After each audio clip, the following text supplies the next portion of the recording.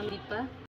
আমি আবারও ফিরে চলে এসেছি আমার একটি ছোট্ট ব্লগ নিয়ে, আমার ইউটিউব চ্যানেল, যার নাম দীপা ডান্স জিন্দেগি। আপনাদের প্রত্যেককে জানাই আমার নতুন ইউটিউব চ্যানেলে অনেক অনেক শুভেচ্ছা ও অভিনন্দন। তো আমি দুদিন ধরে ব্লগ দিতে পারিনি বন্ধুরা। বিশেষ কারণ সেটি হচ্ছে আমি প্রচণ্ড পরিমাণে শারীরিক দিক দিয়ে অসুস্থ। যেমন ধরুন এখানে এত পরিমাণে গরম না, মানে সারাটা রাত কাজ করে সারা দিন এই কারেন্ট থাকে না, বিভিন্ন রকম সমস্যা, কারেন্ট নেই, গরম,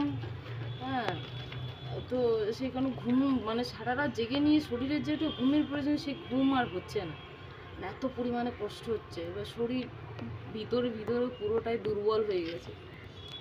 ব্লগ বানানোর মতো এত ধৈর্য, মানে ব্লগ বানানোর মতো ধৈর্যটা আর হচ্ছে না, মনে হচ্ছে শুয়েই থাকি, এত পরিমাণে শরীরটা খারাপ লাগছে। দিয়েছি দুদিন শর্ট ভিডিও দিয়েছি।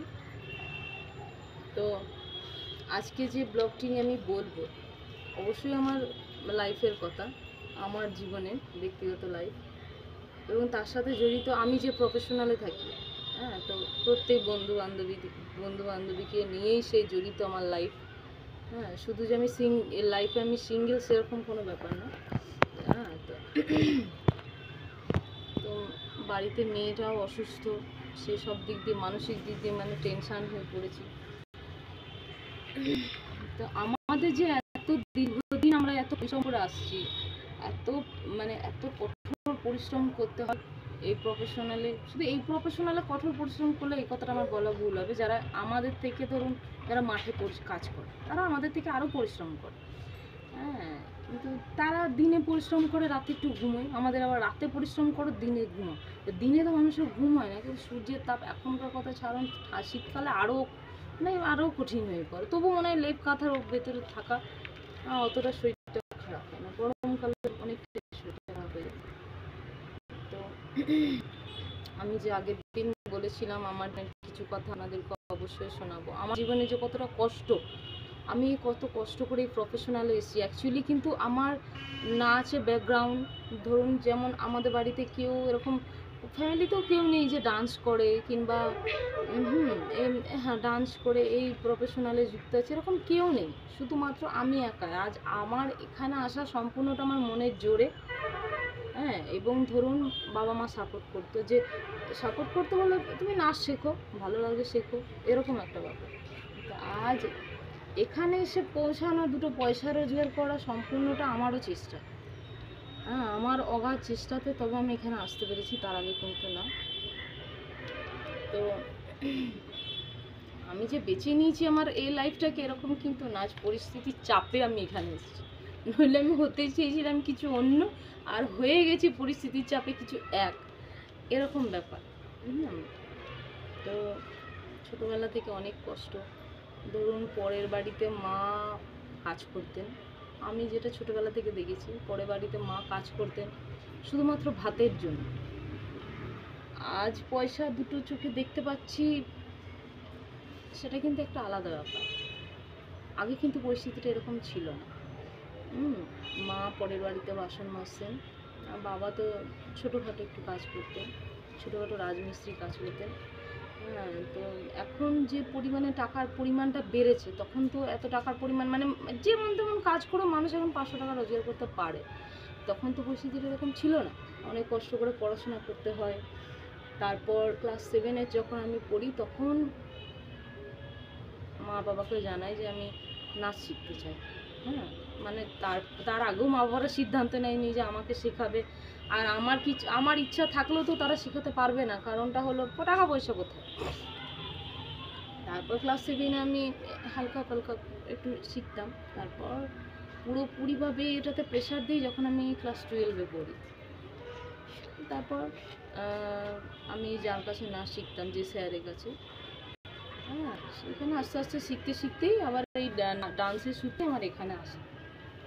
তো বাইরে থেকে তো দেখলে অনেক কিছু মনে হয় যে বাবা ডান্স করে অনেক টাকা কামায়, বিহারে অনেক টাকা কামায়, কিন্তু একদম সম্পূর্ণ কথা, পয়সা আছে, কষ্টও আছে, লোকের মানে অনেক বেইজ্জতি আছে। যেমন ধরুন বলবে নাচ করে খায়, ওদের বাড়ির বউটা নাচ করে খায়, ওদের বাড়ির মেয়েটা বিহারে গিয়ে নাচে, এরকম ব্যাপার। কিন্তু মানে আগে থেকে ভেবে নিচ্ছে আমাদের সম্বন্ধে ভুল। আর ইউটিউবে ফেসবুকে যারা বগল তুলে নাচছে, এই ছোটো ছোটো ডান্স কাপড়, নোংরা কাপড় জামা পরে নাচছে, তাদের সম্বন্ধে পাবলিকের কোনো ইয়ে নেই। যেসব ছেলে মেয়ে, নোংরা মেয়েগুলো, যা এসব বাড়ির বউগুলো এসব ছোটো ছোটো জামা কাপড় পরে নাচছে, তাদেরকে গিয়ে আগে ব্লক করে দিই। যে তাদেরগুলো যে আগে মানে কী বলে এগুলোকে, সোশ্যাল মিডিয়া তাদেরকে ব্লক করে দিয়ে, যে এরকম কোনো পরিস্থিতি নেই। আমরা এই বিয়ারে নাচ করে এইটুকুটুকু ড্রেস পরে এই পরে এইগুলো নিয়ে সবার বিশাল মাথা ব্যথা।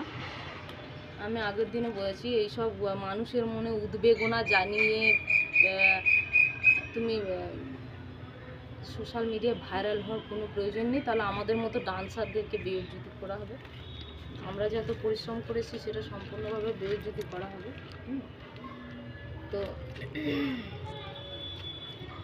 এই ডান্স প্রফেশনালটা এখানে আসার জন্য টাকা পয়সা, মাইনেপত্র এগুলো সম্পূর্ণভাবেই ধরুন বাবা মা সম্পূর্ণ বহন করতে পারতেন না। নিজেও কাজ করতাম, পড়াশোনা করে টিউশন করে করে মাইনে দিতে হতো।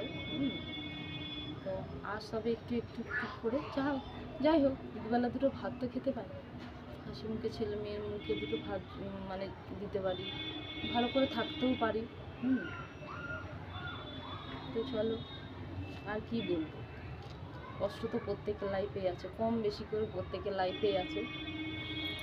তবে কষ্টটাকে শুধু কষ্ট মনে করে শুয়ে থাকলে হবে না, বাড়িতে পরিশ্রম তো করতে হবে। পরিশ্রম না করলে পয়সা রোজগার করবে কী করে? যেভাবেই হোক পয়সা রোজগার করতে হবে, ইমানদারি, সৎভাবে, সরল। তুমি মন থেকে সরল, তুমি তোমার মনে হচ্ছে তুমি কাজটা করছো সরল সৎ, এরকম কিন্তু না। কাজ সৎভাবে কামাও, সৎভাবে পরিশ্রম করে টাকা কামাও, ইমানদারিতে টাকা। আর আবার কি বলবো জানাবো পরের ব্লগে। আমার লাইফের আরও অনেক কাহিনী, সেগুলো বাকি রয়ে গেল। সব তো বলা সম্পূর্ণ করা সম্ভব নয়, কারণ একটি ব্লগে যদি আমার লাইফের সব কিছু বলে দিই, আরও কন্টিনিউ আমাকে ব্লগ বানাতে হবে, তখন আমি কি বলবো। চলো আজকের ব্লগটি এখানেই শেষ করছি। নমস্কার, সবাইকে জানাই আমার অনেক অনেক অনেক ভালোবাসা। টাটা।